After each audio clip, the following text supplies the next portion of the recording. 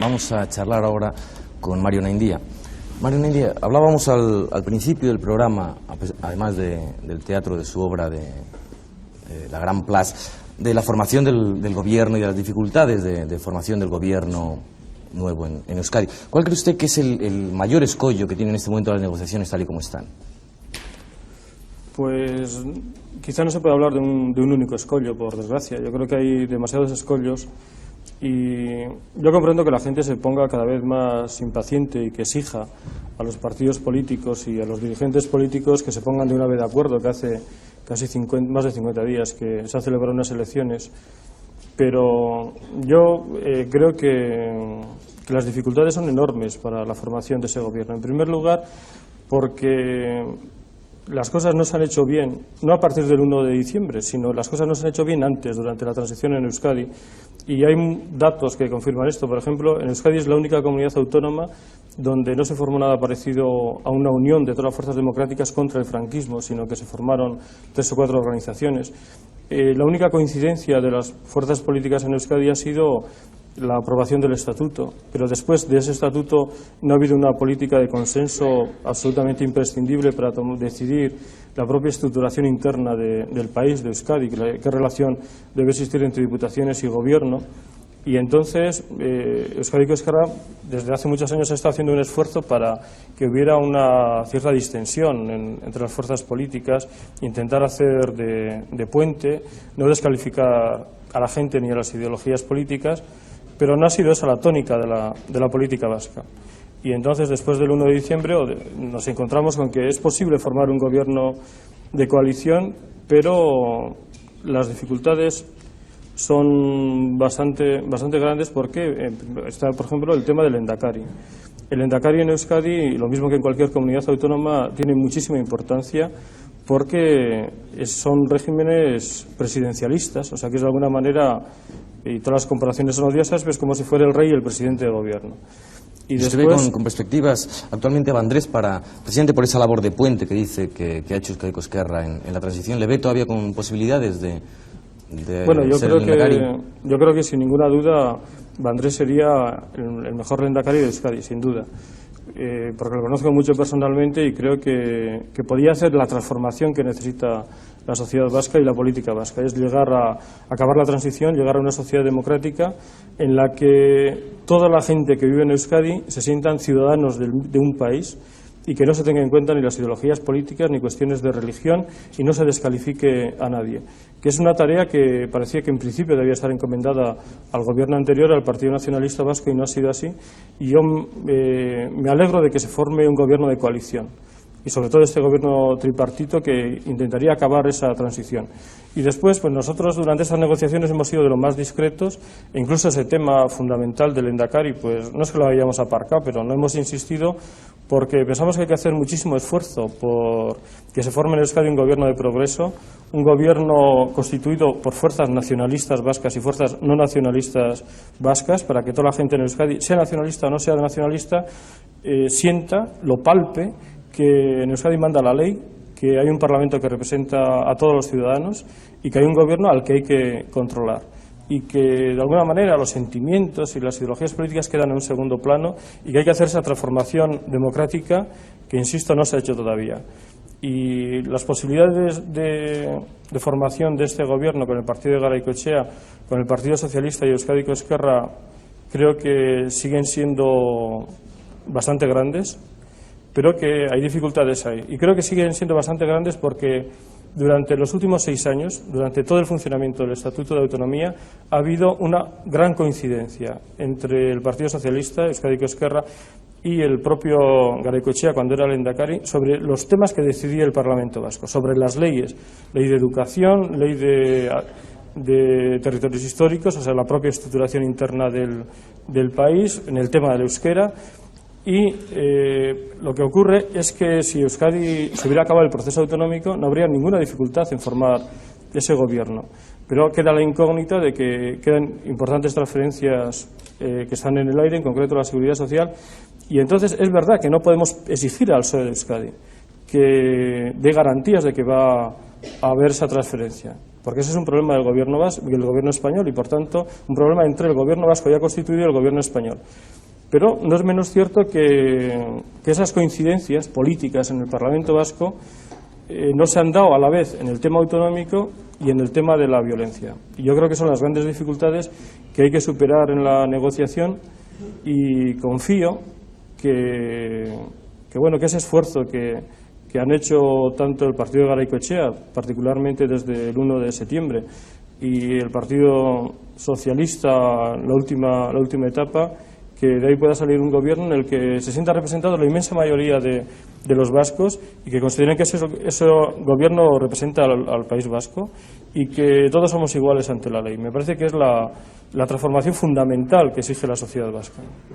Usted hoy en día, a pesar de seguir, como está claro, bien de cerca el pulso de la vida política del País Vasco, dejó bastante de su protagonismo político por la literatura, por dedicarse a escribir. ¿Qué tiene que pasar en la vida de una persona de primera fila, en el mundo de la política, para que abandone esa primera fila y se dedique a escribir preferentemente? Sí, bueno, yo tuve una experiencia anteriormente en la política en los años 60. Creo que la política, y se ha visto en la transición y se ha visto en los partidos estatales, la gente solo sabe funcionar al 100% o al 0%. Y eso por parte de todo el mundo. Entonces no se acumula la experiencia. Y yo sabía que si yo seguía al 100% en la política, pues que al final pues me podía pasar lo mismo que a Carrillo, lo mismo que a Fraga Iribarne. Y no lo digo de una forma personal, pues yo creo que son políticos que han aportado mucho a la política de este país, y que es una pena que estén marginados, pero que ellos también deberían de dar posibilidades a otra gente, porque al final lo importante es que los partidos políticos funcionen como instituciones, no como plataformas electorales al servicio de un señor que es el candidato. Y para mí fue un planteamiento político de ese tipo, porque hemos querido hacer de Euskadi Ezkerra un partido democrático con todo tipo de tendencias, de libertad de opinión, es decir, que las libertades que tiene el ciudadano tenga también el militante político, y luego que se intente acumular sobre todo experiencia política, y que por tanto eso exigía, que a mí me parece, que yo dimitiera. Y por otra parte, yo creo que la política es un mundo de alguna manera de sombras. Es decir, las leyes no se hacen para la política. Hay una Constitución y se hace una Constitución, pero luego las leyes es para hablar de los trabajadores de la industria, del comercio, de la educación, etcétera. Entonces, un político que es solo político, que no está conectado con algo, con una profesión que es o trabajador o de una empresa o un empresario, que no está relacionado de alguna manera con la sociedad, pues creo que tiene el peligro de que se independice, que al final sea un mundo de sombras. Yo tenía ciertas inquietudes por la literatura, sobre todo la literatura vasca, y me parecía que así mataba a dos pájaros de un tiro. Es decir, que para mí era una coartada el dejar la política, dejar de ser secretario general, no dejar la política, y a la vez encima tenía más tiempo para poder dedicarme a otros hobbies. Pues me parecía perfecto. Pero la literatura es un hobby. Hay pocos libros suyos, bueno, o no todos, por lo menos, están traducidos al castellano, y es verdaderamente difícil encontrarlos aquí en Madrid, por ejemplo. Pero eso lo digo por experiencia. ¿Y a usted le gustaría, por ejemplo, ser autor de bestsellers? ¿O prefiere circunscribirse a un ámbito territorial, como que pueda ser al que le deja circunscrito el hecho de utilizar la lengua vasca? No, bueno, a mí me parece apasionante escribir en euskera. Escribir en euskera pues tiene muchas dificultades, porque no existe una tradición literaria, y eso se nota mucho al hacer una novela, sobre todo al hacer las novelas que se hacen ahora, o que pretendemos hacer ahora, donde hay mucho de cierto juego, de cierta ironía, de cierta parodia, de otro tipo de géneros y tal. Y entonces la literatura vasca tiene grandes hándicaps, pero a la vez me parece que estamos viviendo un momento ciertamente apasionante. ¿Sabe? Lo que decía antes de que en Bilbao se estrene una obra de teatro en euskera y 5 días y luego otros 5 días en castellano, pues esto nunca pasa en Bilbao. Es decir, en Bilbao el euskera ha sido algo objetivamente marginado. No en cuanto al aprecio que podía tener la gente hacia esa lengua, pero objetivamente pues es una lengua muy minoritaria, y entonces hacer todo eso, yo creo que es casi tarea de una generación, porque hay que tener en cuenta que la unificación de la lengua, eso que hizo Nebrija el año 1492, con el castellano en euskera se hizo en 1968, Y hacer en euskera para mí no es que tenga solo más mérito, me parece apasionante. Y luego, pues bueno, si se traduce al castellano, pues muy bien. Y si luego encima pues se vende mucho, pues mejor. Pero vamos, en principio para mí es una lucha casi individual, ¿no? De cómo hacer literatura sin contar con esa tradición. Usted dijo en 1982, cuando llegó al poder los socialistas, que era imposible terminar con ETA. ¿Lo sigue usted pensando? O, por ejemplo, cosas como la detención del Comando Madrid le hacen pensar que puede haber una solución? Bueno, no, yo no he dicho exactamente que sea imposible terminar con ETA. Yo creo que bueno, hay dos intentos o dos vías para acabar con ese problema. Una es la vía estrictamente policial y bueno, pues que puede acabar de alguna manera con una determinada violencia en el País Vasco. Pero yo creo que el problema del País Vasco es más profundo, que se refleja en que tres partidos políticos pues no podemos ponernos de acuerdo en todo porque no hemos coincidido en nada durante demasiado tiempo. Y entonces que lo bueno es que no se acabe con ETA. Lo bueno sería que toda esa gente que se ha automarginado del proceso democrático se integre en el proceso democrático. Y ese es el gran pulso que tienen los demócratas en Euskadi, integrar a esa gente, a todos los que en este momento pues cuestionan las vías democráticas y apoyan por la violencia. Y para eso me parece que hay dos cosas fundamentales. Una, pues que puede ser la detención del Comando Madrid. Pero hay otra que es muchísimo más importante, y es que las fuerzas políticas en Euskadi, al menos las fuerzas democráticas, que digamos que no se puede negociar los temas políticos con ETA.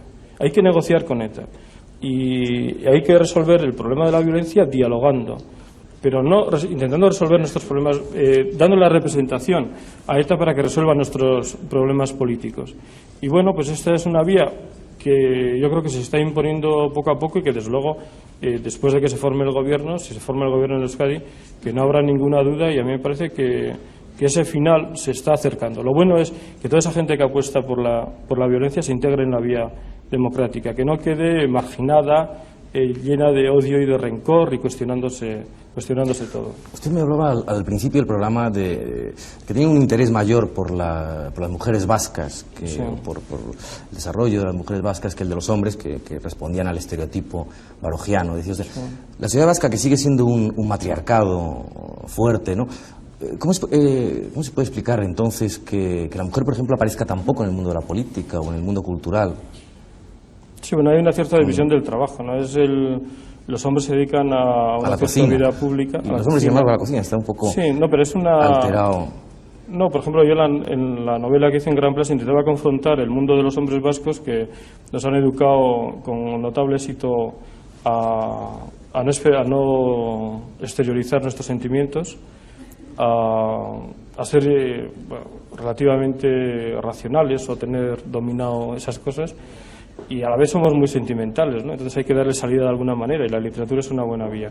Y por otra parte, el mundo de las mujeres de una gran intuición, y pues los hombres hemos encontrado con un Baroja que normalmente leemos a los 17 años, y yo no sé si es que Baroja acertó con el estereotipo de vasco, o es que hemos leído a los 17 años y tratamos de imitar a Baroja y entonces decimos, hombre, pues está acertado con cómo son los vascos. Y entonces a mí me parece que ese mundo de la sensibilidad de la mujer en general, ¿no? Y particularmente de la mujer vasca es mucho más interesante en la literatura. Y después el peso en la política no ha sido tan importante, por desgracia. Por desgracia, yo creo que en la política, ni en la cultura, en todas las manifestaciones públicas hay pocas mujeres vascas, en la cultura quizá algo más, pero en la política ha sido una desgracia, porque yo creo que ese sentido común y ese olfato que tienen las mujeres en Euskadi habrá resuelto muchas cosas. Es esa mano izquierda, lo que falta en Euskadi es mano izquierda, o sea que gana las elecciones un partido político y estamos 50 días esperando que resuelvan una negociación porque falta mano izquierda, porque no funciona el teléfono, se hacen solo reuniones oficiales y ante la prensa, y ahí eso una mujer, una Checo Andre lo hubiera arreglado en una semana, ¿no?